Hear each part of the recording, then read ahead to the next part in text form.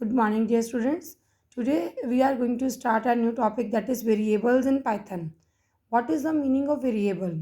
बच्चों, if you want to store your food, what you require? You require a kind of container.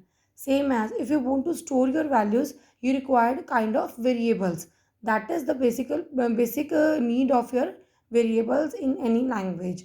Like if you want to store your value 10, 20, 50, you need a kind of variables like a, b, c, d, right? So this is known as the variables. Now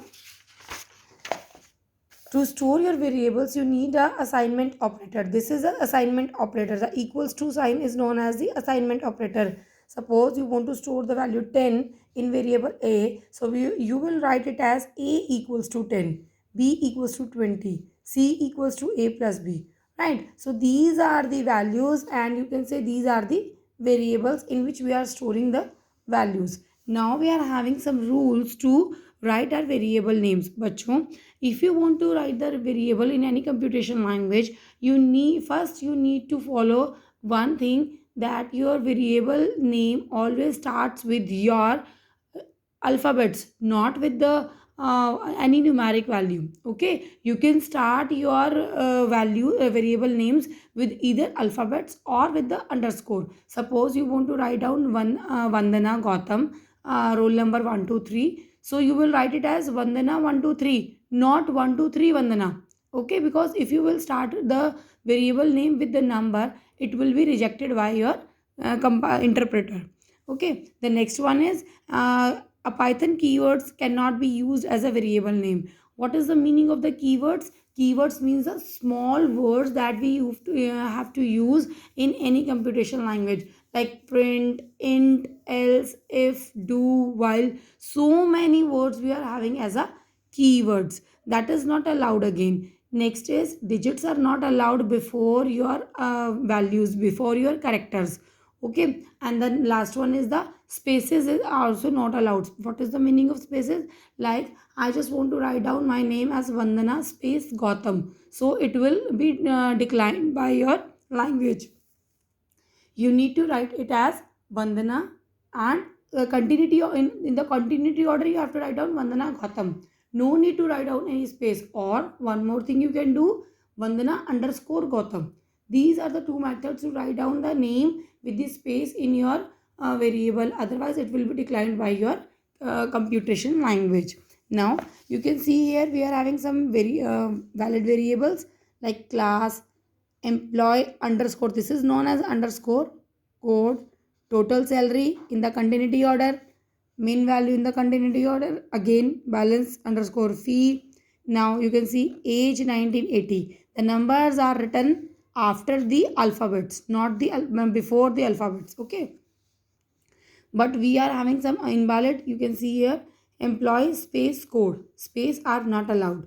Numbers before the characters are again not allowed. Special characters like dots are not allowed. At the rate again is a special character, this is not allowed. Else is a keyword, that is again not allowed. Okay, now working in script mode.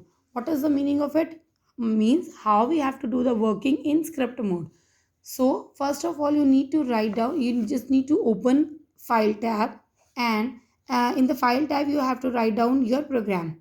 After writing your program, move to the run tab. When you move to the run tab, it will show you a particular run a prompt in which we are having the option run module, which is having the shortcut key as F5.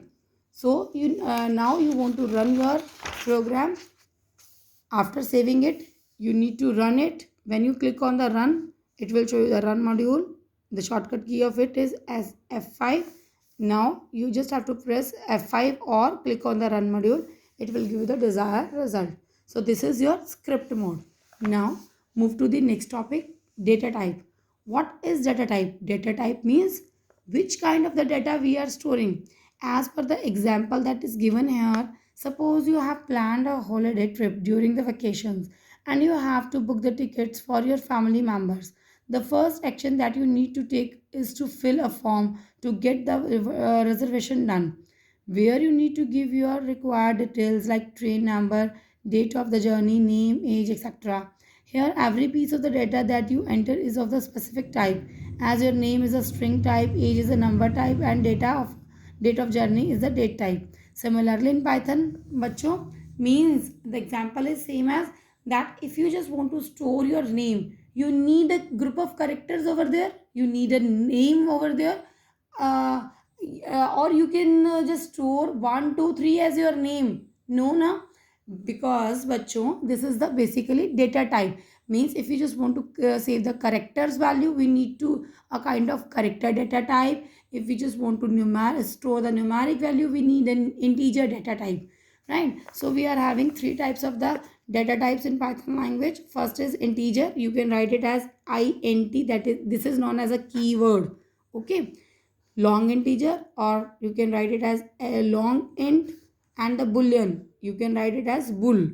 Okay, boolean means, integer means where you just have to repeat your values in the number form of minus 2147483648 plus 2147483. This is the range of your number that you can store in your Python.